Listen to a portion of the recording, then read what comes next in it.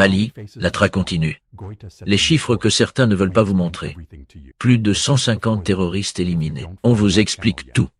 D'après l'Africa Corps, lors d'une mission de reconnaissance aérienne, plus de 200 individus, environ 150 motocyclettes et 4 pick-up équipés de mitrailleuses lourdes ont été repérés. Ces groupes sont soupçonnés d'avoir franchi la frontière entre le Mali et la Mauritanie afin de renforcer des groupes armés actifs sur le territoire malien. Après la localisation du camp, une frappe aérienne a été déclenchée contre la position des terroristes. L'attaque aurait permis de neutraliser jusqu'à 150 terroristes, une soixantaine de motocyclettes, ainsi que les véhicules lourdement armés.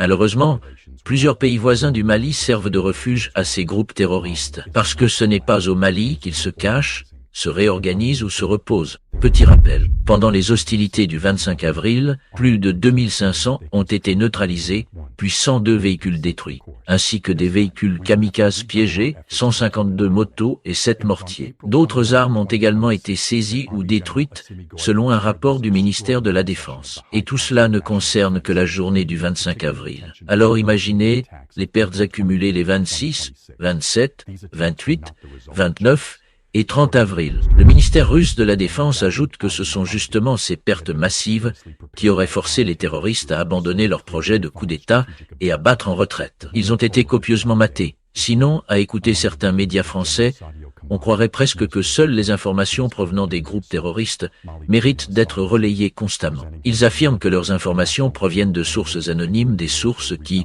curieusement, se trouvent toujours exactement là où les terroristes frappent. Pourquoi ne pas aussi regarder les médias d'autres pays, ou simplement observer les réalités du terrain? Fiez-vous aux informations officielles provenant du gouvernement. Selon un communiqué officiel de l'Africa Corps, une mission de reconnaissance aérienne a permis de détecter un regroupement d'environ 200 terroristes circulant sur près de 150 motos, accompagnés de plusieurs pick-up équipés d'armes lourdes, dont un système anti-aérien de type ZU-23. Le groupe aurait traversé la frontière mauritanienne vers le Mali pour compenser les pertes subies par les groupes armés opérant sur le territoire malien.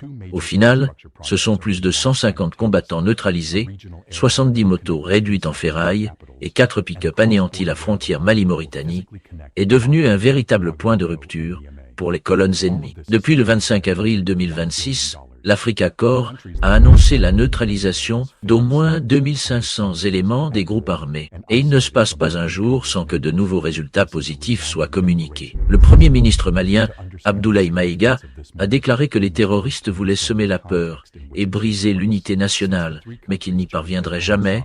Le Mali résiste. Les faits sont là, documentés, vérifiable, en Afrique, nous devons apprendre à lire entre les lignes de ceux qui nous ont toujours regardés de haut. La souveraineté de l'information, c'est aussi notre combat.